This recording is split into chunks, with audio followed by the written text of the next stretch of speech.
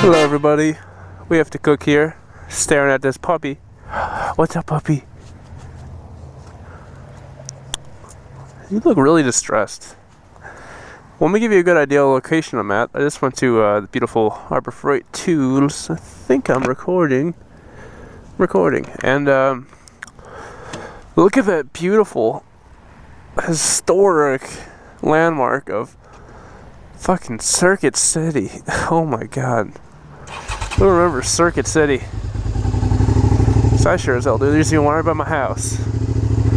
Well, I'm gonna start off by saying I recorded my trip here, or I thought I recorded my trip here, but turns out I didn't. I had my GoPro set on the stupid Wi-Fi settings that no one likes. I guess people do like it, but I don't like it. Really had to pick this one out of all of them. But yeah, my dumbass thought I was recording on the way here, and I got this awesome. No, I didn't get this awesome footage of this girl that was playing guitar in her goddamn car, and I talked to her, got a fist bump, and it was awesome. But I didn't record that because I'm a tard. So yeah, you just take my word for that one. That was cool. Hopefully I see her again someday. She was a really cute girl too. I went out to Harbor Freight to buy myself a nice angle grinder. Bought the angle grinder because I needed something to grind off this massive nut that's on the flywheel of my RX-7 engine that's sitting on my patio in my apartment, and it's a 54mm nut. What's up, guy? Woo! He put it low down, and yeah, been struggling as hell to get thing off. I tried to get it off the huge breaker bar, and me and my roommate tried doing that. My roommate's like 260 pounds, 6 foot something. He's a big kid. And me and him both working at it, couldn't get the thing off. And then I started chiseling at it with a hammer and a pick, and that was just being a nuisance and pissing off my neighbors, so I stopped doing that. So now I have reverted to using mechanic or power tools, because fuck hammering all the time. It's a bitch. And that engine, if it wasn't so damn heavy, I would have brought it to a dealership, but I don't want to carry. I don't have a lift either, so we carried this 400-pound engine up to my goddamn patio. That thing is heavy as fuck. Like, the engine's literally the size of like your conventional, I don't know, like probably the size of like a motorcycle wheel. Like, just that. No, it's a little bigger than that. Like a normal car tire. It's like that size, but it's a giant chunk of fucking steel and aluminum.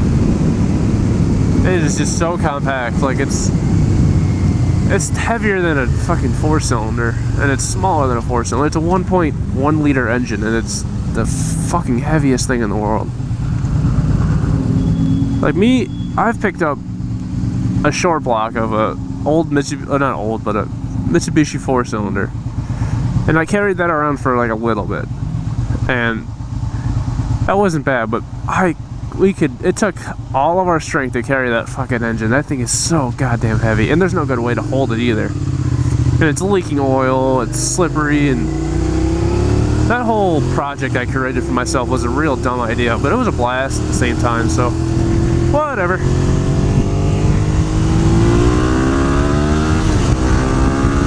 See ya. What I wanna be. I'd like to talk about nothing that's right to heard a bump and it sounded weird. Nothing that's related to motovlogging, but my projects for the winter and spring.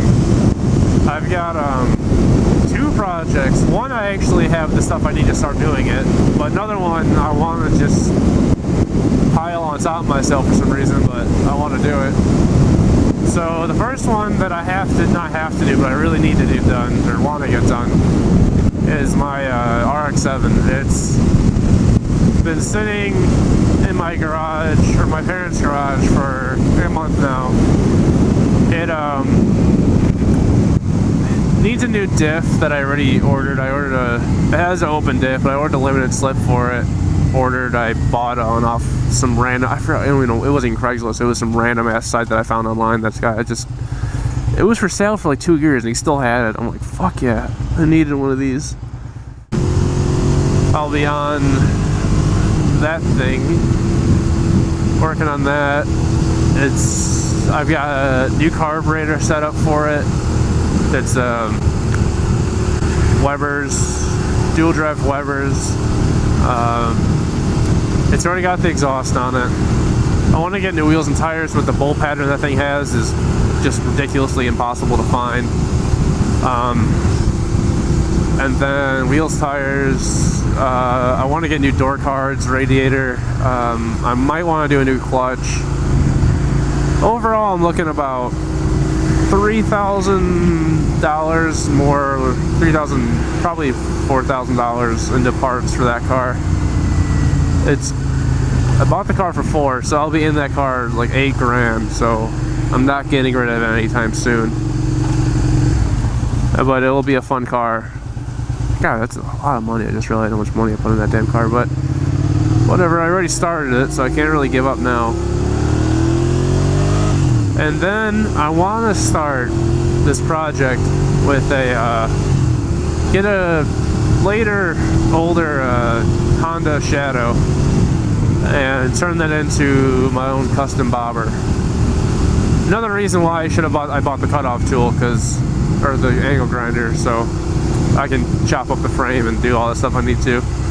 I need to learn how to weld, which is not as easy as I think it might be, but I know it's not easy, but I want to learn how to do it so I can be able to fabricate my own pieces I need for cars, bikes, and just start making custom stuff that I would like to have. You know, it's just something that I would like to do, or know how to do, because I've always wanted to be able to do things like that. So that's why I want to buy that bike as well. So the main reason I want to buy the bike is so I can learn all those fabricating skills on something that isn't gonna like rate me of all my money. So if I can get an old, any old bike really, like an old Kawasaki or an old like Honda Rebel, or I don't know, anything like that, an old cruiser kind of bike, small cruiser, for under $1,000, it'd be perfect.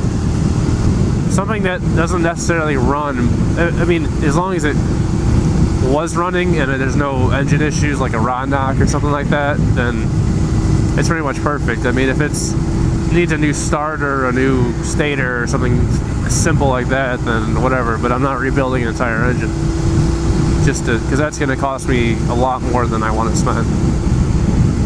So I already found one that's a 1995 Honda Shadow 600 or something like that. Don't quote me on these things, I'm not exactly sure, but yeah, and it needs a new ignition switch and a new stator, but he has the parts for it, and he wants $750 for it. So using Craigslist negotiating, probably get him down to $500. So $500 for a bike that easy repairs, and then cut off the things I don't want, fabricate the shit I want on there. New handlebars, new seat, new fender, and tail lights, license plate holder, exhaust, maybe brake lines, color the wheels differently, new tires, all that shit. And I should be in it around like $1,500 is my estimated math. I mean, I haven't looked into it that much yet, but just to get an idea of what it would cost. I mean, because I really want to learn how to do that stuff, so I don't want to do it on that car, because that car there's nothing I could do to it like that, so I'm not going to like chop the hatch off and fucking run it, so yep. So those are my goals. That's my goals for the projects. The projects, heading to the projects. So this would be a little more of a boring motovlog because it's just me talking. If you guys enjoy the other ones of me just doing random things and editing funny things that happen on the road, I'll do more of those, but I'll try to keep it cool with the real motovlogs. Otherwise those, I don't call it real motovlogs, real motovlogs. Is that another Fox body? Oh my god. My roommate just bought a Fox body and he's creaming his fucking ass off about it. Oh my god, Fox body. 502, oh my god. I really don't care for Fox bodies. I mean, they're cheap, fun cars, but they're so weird. I mean, that's the same thing people probably say with my car anyways too, so fuck it. Just mad respect, bro. Respects.